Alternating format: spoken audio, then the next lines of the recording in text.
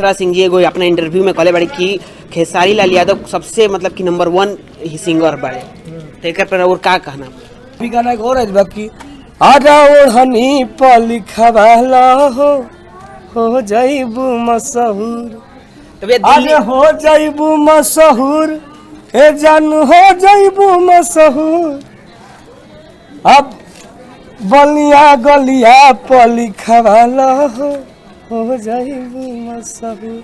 और भैया जैसे कि भोजपुरी के काफी बड़ा एगो मुद्दा चल रहा बा, गाना चोरी के एगो आरोप मतलब कि बहुत चलता। हाँ। तो ऊपर का कह रहा है हम तो अरे की शादी वो करे से करे के मन बा जियो आए गो ट्यूशन में लइका पसंद बा। तो भैया इस सब टॉपिक कहाँ से हुआ मतलब कि ढूंढ के लेके आ गाना मेरा बज रहा था कि अरे की कहेलू बनावे के खेसारी जस बॉडी आ शौक बात देख लो ना खेल के कबड्डी। अरे तब फिट रही दे हमारा भीम राजा जी अब पेट निकले जो वाइन कॉलेजी राजा जी। एक और गाना बजा कि कमर में खोसे वो ओवरलोड पिस्तौल रे अब बड़ुए बनवले ई गजबे महल रे। अरे तब पुलिस दरोगा थानेदार जानेला आहे टुनटुनवा के यूपी बिहार जाने। जियो भैया जियो राजू कहरे चलल बा औरी चहली हमर मजनुआ से बढ़ के कौन हटे बाहुबली।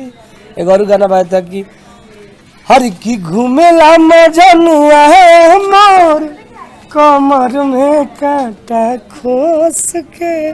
तो तमाम हमने रंगबाजी का गाना गाया। एगो गाना बजल है कि छेद छेद हो जाई तोरा बाती में रे मारी सिक्सर के 6 गोली छाती में रे छाती में रे अब पावर होला खाली अहिर जाति में रे जाति में रे। ये भी बजा बरखा वाला गाना बजा कि ऐसन धैले बड़ चुमावा के लतिए जानू आ घरे आई जल पानी में भी जाती जानू। जैसे आज रउआ के मौका देवल जाए कि फौज में जाए के बाद का करब ओकरा खातिर। नमस्कार भोजपुरी जन, मैं आदित्य ओझा स्वागत करता हूं आपके अपने चैनल भोजपुरी फैंस क्लब और बीएफसी न्यूज में। तो भैया देखो तनी कि आज हमनी के टुनटुन यादव जी के सेट पे आगल बनी जा और फैन से एगो नया वीडियो हमनी के लेके आयल बन जा और कुछ काज प्रोजेक्ट है या शूट हो रहा बा भैया से आज जन्म जा। भैया पहले तो बहुत बहुत स्वागत बा हमनी के चैनल पे। नमस्कार प्रणाम। और हम आरा बिहार से चल के आप सबके प्यार पावत दिल्ली में भी आज शूटिंग करते हैं और आज हम अपने Bhojpuri fans club BFC channel के माध्यम से आप सबसे कुछ बतावल चाहते हैं कि जाके लोग बहुत ही अच्छा बा। और ये हमारे आशीष भैया हैं जिन्होंने भोजपुरी में तमाम हज़ारों गाने हिट लिखे हैं मतलब हिट वीडियो किए हैं। और ये है बगल में सोम्या पांडे जी, ये भी बनारस के हैं और बहुत अच्छा ये काम करते हैं और हम इनसे पहला ना दूसरा बार काम कर रहे हैं उनके साथ। तो टुटू भैया जैसे कि हम दर्शक लोग ये जानना चाहते हैं कि आज किस गाने का शूट आपका चल रहा है, मतलब कि लोकगीत का कि किसी और चीज़ का? गाना तो लोकगीत ही है।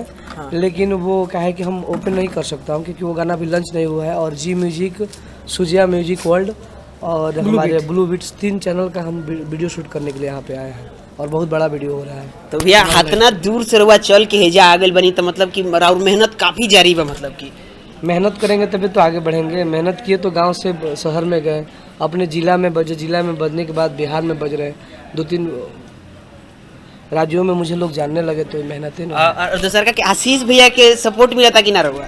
हमेशा मिलता है। हमने जब से इनसे मिले करीबन 10-15 दिन से भैया को मैं जान रहा हूँ। फोने से प्यार इनका मिला और पास में आया तो और ज़्यादा मिला। और सौम्या पांडे जी जैसे कि आप टुनटुन यादव जी के साथ काम कर रही हैं तो कैसा लग रहा है आपका काम करते हुए? मुझे बहुत अच्छा लग रहा है। ये हमारी दूसरी बार काम है। इससे पहले हमने पटना में काम किया था। किस गाने पे काम हुआ था इनके साथ? वो एक स्टेज का गाना था, वो आई थिंक स्टेज का ही था और बहुत प्यारा था। गाना बता दीजिए सर आप।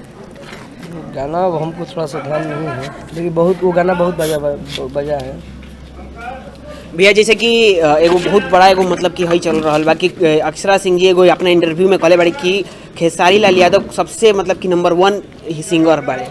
तो एक पर और का कहना? ये तो हम भी बोलते हैं ना, खेसारी भी नंबर 1 है भी किया है। और भैया और का कहना? नहीं, नंबर 1 तो है भाई। तो भैया जैसे कि आपने सारे स्टारों के साथ काम किया है, पवन भैया के साथ भी काम किया है, खेसारी लाल जी के साथ भी काम किया, तो उनका किसके साथ आपको सबसे ज्यादा काम करने में अच्छा लगा? देखिए भोजपुरी पहली बात तो भैया कि हम लोग का परिवार है, ठीक है। सारे लोग अपने हैं, चाहे टुनटुन जी हो गए, चाहे पवन भैया हो गए, चाहे खेसारी भैया हो गए, चाहे जो भी और भाई लोग हैं। तो नंबर 1 नंबर 2 की बात नहीं है, भगवान सबको मौका देता है, सब बसता है। और जो सब एक परिवार का है। स्ट्रगल करता है अभी खेसारी भैया इतने मुकाम तक पहुंचने के बाद वो हर जगह आगे हैं, इसलिए बोल दी होगी। ऐसा कुछ नहीं है, उनका ये मतलब मकसद नहीं है ना कि उनको थोड़ा कम कर दे, इनको ज़्यादा कर दे। वो देखती है खेसारी भैया का मेहनत, हम भी देखे हैं, वो बहुत ज़्यादा मेहनत करते हैं। मेहनत देखकर वो बोली होगी अक्षरा जी। टुनटुन भैया जैसे कि एगो मतलब कि बहुत एगो रिक्वेस्ट आ रहा बा कि टुनटुन भैया से मिले रहुआ जाता नहीं, तो एगो सवाल जरूर करम कि प्रतिज्ञा 3 कब देखे के मिली? वो तो काजल राघवानी जी के साथ एगो फिल्म आ रहा है। हाँ, तो वो आएगा तो जरूर मिलेगा आपको देखने के लिए। तो सुनने बनी कि राउर सपना रहे कि एगो हम की मोबाइल से लोग हमरा के दर्शक लोग स्क्रीन पे देखो। ये तो हर लोग के सपना होला, जे जौना लाइन में जाला तो सपना रहेला कि हमला हिजत पहुँचे के बा है, हमारे से होई था ही होई, तो आस्ते आस्ते पूरा होता है, वो पूरा हो जाए। एके ना बहुत देखे के मिली। और भैया जैसे कि भोजपुरी के काफी बड़ा एगो मुद्दा चल रहा बा, गाना चोरी के एगो आरोप मतलब कि बहुत चलता। हाँ, तो ऊपर का कहना? हम तो आज तक किसी को गाना चोरी नहीं बोलते हैं भाई। आजकल गाना चोरी नहीं किया जा रहा है, सीधे डकैती किया जा रहा है। और हम जब भी करते हैं तो डकैती करते हैं, चोरी नहीं करते हैं किसी का। उठाना होगा तो सेम उठा के गा देंगे। अच्छा, मतलब कि इसमें कॉपी मतलब कि ये थोड़ा चेंज नहीं होगा? देखिए चोरी उसको किया जाता है ना कि मान लीजिए आप यहाँ पे हम शूटिंग कर रहे हैं गाना, हमारा गाना लॉन्च हुई भी नहीं किया, दूसरा का वही गाना लॉन्च हो गया, तो उसको चोरी बोलते हैं। वो तो लौक रहा है भाई गाना बोले बा, वो गाना है, वो उठा के गाया तो उसको बोलते हैं डकैती का भैया, कि डायरेक्ट सामने से लेकर गया हूँ। और सौम्या पंडित जी, आपने किस किस एक्टरों के साथ काम किया है भोजपुरी में? मैंने अपने भोजपुरी के जितने कलाकार हैं मैंने सबके साथ काम किया। पवन जी, खेसारी जी, कल्लू जी, दिनेश जी और प्रवेश जी, मतलब जितने हमारे भोजपुरी के हैं फैमिली, मैंने सबके साथ और सबसे ज़्यादा किसके साथ मज़ा आया था आपको काम करने में? मेरे को मतलब ऐसा तो सबके साथ ही ना, हम लोग का नेचर ऐसा हो जाता है ना काम करते टाइम, मतलब इतने मतलब क्लोज हो जाते हैं, एक फ्रेंडशिप हो जाता है, हमसे सीनियर हो जूनियर हो जो भी हो, तो मतलब काम करके सबके साथ कंफर्टेबल फील होता है, क्योंकि हम भी इसी लाइन से हैं और हम जिसका काम करते हैं वो भी हमारे लाइन से हैं, तो वो हमें समझते हैं, हम उन्हें समझते हैं, तो हमें काम करने में अच्छा लगता है और आसान भी होता है। और खेसारी जी का कैसा व्यवहार रहता है सेट पे? खेसारी जी का हम लोगों से जो नेचर है बहुत फ्रैंक है, वो बहुत फ्रैंक आदमी है, और वो हम लोगों से जब भी सेट पे मिलते हैं तो बाबू बच्चा ऐसे करके काम करते हैं और बहुत प्यार से काम करते हैं, मतलब नाइस पर्सन। अच्छा, फिल्म में काम करने का कुछ आपका इरादा है? मैंने कर लिया, अभी अच्छा। आने वाला है। कौन सा फिल्म आने वाला आपका? अभी एक भारत विधाता है, मतलब चिंटू जी का है, उसमें मैंने किया है, एज अ सेकेंड है गर्लफ्रेंड का रोल, और समर जी के साथ मेरा मूवी है जो सेकेंड विलन का रोल है उसमें, जो आने वाला है। तो भैया एगो मतलब कि लोग के ई कहना बा कि टुनटुन भैया भी रहुआ जाता नहीं, तो एगो चीज पूछब कि रहुआ जैसे कि एगो इंटरव्यू में कहले रही कि हमरा के लोग अहिरान स्टार के नाम ना दे के हमरा के नौजवान स्टार के नाम दे, तो ये टैग लाइन काहे रहुआ हटावा तनी अहिरान वाला? नहीं, देखिए क्या है कि हमने नौजवानों के लिए गाना गाया, आर्मी लवर हम मजनुआ करे अर्जी हो देह पे चढ़ा दे देवी मैया वर्दी हो, खूब अच्छा गाना गाया। अभी नौजवान के लिए गाना खूब मेरा बज रहा है। हर की शादी वो करे से करे के मन बा जियो, हाय गोटी हुसन में लइका पसंद बा। भैया इस सब टॉपिक कहाँ से रहुआ मतलब कि ढूंढ के लेके आवे? गाना मेरा बज रहा था कि हर की कहेलू बनावे के खेसारी जस बॉडी, आ शौक बात देख लो ना खेल के कबड्डी, अरे तब फिट रही दे हमारा भीम राजा जी, अब पेट निकले जो वाइन कॉलेजी राजा जी। एक और गाना बजा कि कमर में खोसे वो ओवरलोड पिस्तौल रे, अब बड़ुए बनवले ई गजबे महल रे, अरे तब पुलिस दरोगा थानेदार जानेला, आहे टुनटुनवा के यूपी बिहार जाने। जियो भैया जियो। तो भैया ये मतलब कि राउर हमने के ये जानना चाहते हैं कि टॉपिक रोवा कहाँ से सोच के ऐसा ले आवे नहीं, जैसे रोवा क्रिकेटर के ऊपर एगो टॉपिक ले आई थे कि बना द क्रिकेटर रे बाबा, दिल के बुझ मेटर रे बाबा। हमने इसलिए गाया ना कि बहुत सारा आर्मी लवर्स लोग का थोड़ा नहीं हो, आर्मी के जो अग्निवीर जब हो गया ना तब से बहुत सारा लड़का छोड़ दिया लो तैयारी करना, तो हमने सोचा कि बाबा से गुहार करके बहुत सारा अच्छा लड़का लोग क्रिकेट भी खेलता है, तो हमारे दिमाग में ये है, हमने अपने राइटर से बोला, और ख़ास करके एक मेरा मौसी का लड़का है परवीन और रवीन, दोनों अच्छा क्रिकेट खेलता है लोग, और उन लोग का दौड़ के और रनिंग करके ही उन लोग का 6 पैक है एकदम, तो वही लोग बोला था कि क्रिकेट पर गाना गाओ ना, तो हमने अपने राइटर से बोला था, तो वो लिखे थे तो हम गाए। तो भैया दर्शक लोग की जाने के बाकी रंगबाजी वाला राउर सॉन्ग सारा आवेला, तो ओमे औरू कौन कौन मैटर हमनी के देखे के मिल सकता? अभी गाना एक बहुत बदला कि राजू कहरे चलल बाहुरी चहली हमर मजनुआ से बढ़ के कवन हटे बाहुबली। एक और गाना बाता कि हर की घूमेला मजनुआ मोर कमर में कांटा खोस के। तो तमाम हमने रंगबाजी का गाना गाया। एगो गाना बजल कि छेद छेद हो जाई तोरा बाती में रे, मारी सिक्सर के 6 गोली छाती में रे, छाती में रे, अब पावर होला खाली अहिर जाति में रे, जाति में रे। ये भी बजा कौन रंगदार हो बुलाऊ अपना यार के, ढेर जदी बोलबे तो तू हवा सर्दी के दवाई। तमाम गाना गाना भी गाना बाता कि बरखा वाला गाना बाता कि ऐसन धैले बड़ चुमावा के लतिए जानू आ घरे आई जल पानी में भी जाते जानू। ये भी गाना जबरदस्त गाना है। तो भैया राउ टॉपिक तो पूरा मतलब भी गाना एक और है बाकी आजा ओढ़नी पली खवाला हो जाइबू मशहूर। तो भैया अरे हो जाइबू मशहूर ए जानू, हो जाइबू मशहूर। अब बलिया गलिया पली खवाला हो जाइबू मशहूर। तो भैया ये कौन उम्मीद से रुआ आयल बनी बिहार से चल के दिल्ली में केकरा खाती मतलब? हम आए हैं पब्लिकों को, बहुत लोग बोलता है कि भैया आपका बड़ा बड़ा वीडियो नहीं आएगा। एक समय था कि मैं केवल ऑडियो गा के बजता था।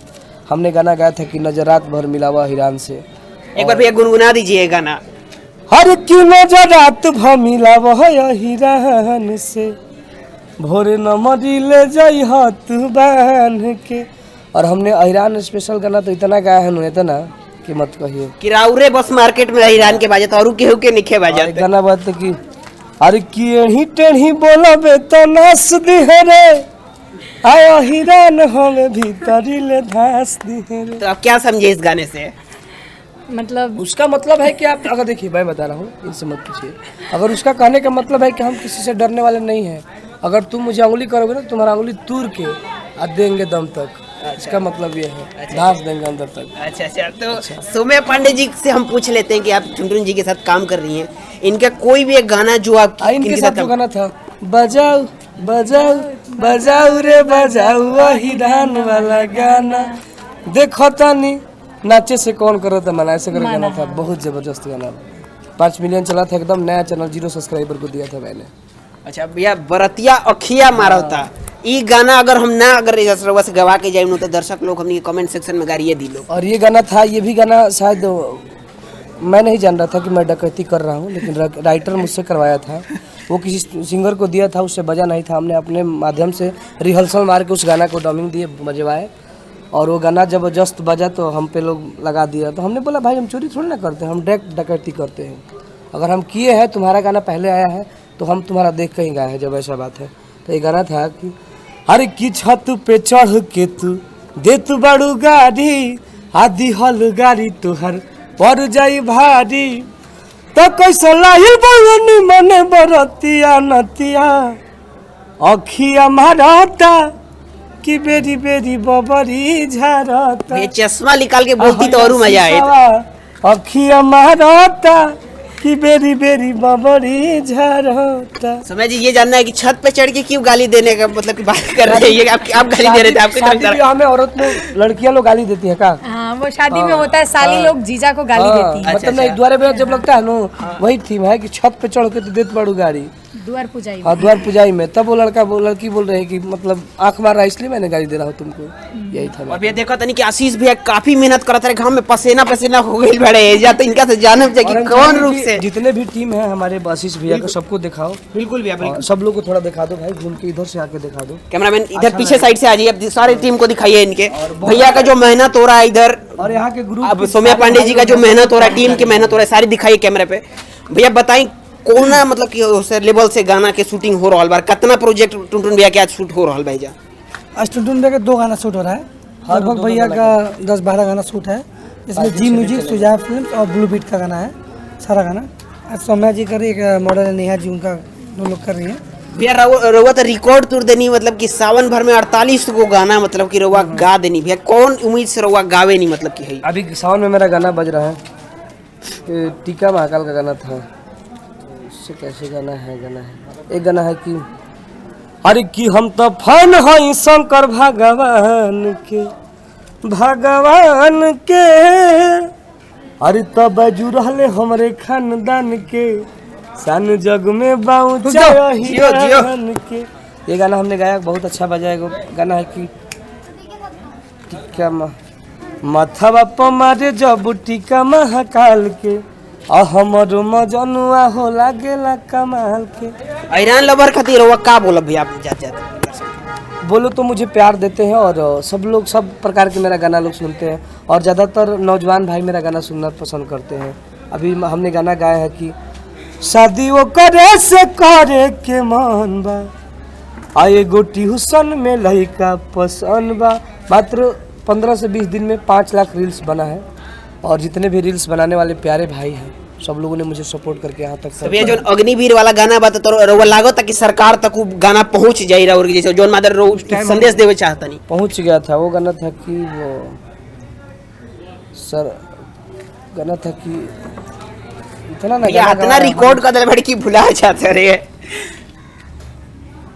अरे की पैसा से प्यार ना बॉर्डर से बाटे आयब की पाला पड़ला रमीला भर से बाटे, ऐसे करके गाना था बहुत। तो भैया जैसे कि हम लोग के भाई लोग जानल चाहते हैं कि टुनटुनो भैया वीडियो में दौड़े ले मेहनत करे ले, तो इनको कुछ मतलब कि पहले के सपना रहे क्या आर्मी के लेके कुछ? हाँ, हर इंसान के दूगो पक्ष रहेला, मतलब सोच रहेला कि हम में नहीं होंगे तो एगो खानदार साइड से करी। अब हम ही लोग आगे बढ़े तो बहुत लोग बोल रहे हैं कि भाई वो साइड में इन्वेस्ट करना था, बाद में काम है, तो हर लोग का होता है। तो भैया जैसे आज रउआ के मौका देवल जाए कि फौज में जाए के बाद का करब ओकरा खातिर? फौज में नहीं जाएंगे, बोलिएगा तो बिजनेसमैन बन जाएंगे भाई। हाँ, अब टारगेट है कि पैसा होगा तो पेट्रोल पंप मैं करूँगा, मॉल बनवाऊंगा। और भैया का और सपना बा, मतलब कि और तमाम सपना बा, बहुत जल्दी मन बा कि शादी हो जाए मर्द कहीं का। केकरा संगे भैया? वही कहीं ना कहीं होबे करे ना, कुछ बता दी मैंने होने वाला है, कुछ दिन बाद होगा, आपको ओपन किया जाएगा। अच्छा, जितने भी देखने वाले भगवान स्वरूपी जनता है सबसे हाथ जोड़ के विनती बा कि आप लोग प्यार आशीर्वाद दीजिए। भोजपुरी फैंस क्लब को आप लोग इसी तरह और भोजपुरी फैंस क्लब के चैनल को सब्सक्राइब करिए। और दोनों प्यारे भाई हैं और भोजपुरी से इन दोनों लोगों का लगाव है, आदित्य जी और हैं। हम लोग का तो पेशा ही है। Love you. Bhojpuri fan club को सब लोग सब्सक्राइब कीजिए और वेलकम बटन पर दबाइए, नया नया न्यूज़ देखिए। आदित्य जी को, जीजी तिवारी जी तो आए नहीं भाई, और जो भी उनके भाई हैं लोग आए नहीं। जाते जाते क्या बोलेंगे दर्शकों के लिए हम लोग? मैं सही बोल लूँगी अरे की छेद हो जाई तेरा भाती में रे, हमारी सिक्सर के 6 गोली छाती में रे, छाती में रे, अब पावर होला खाली वही जाती में रे, जाती में। चलिए बाय बाय, लव यू।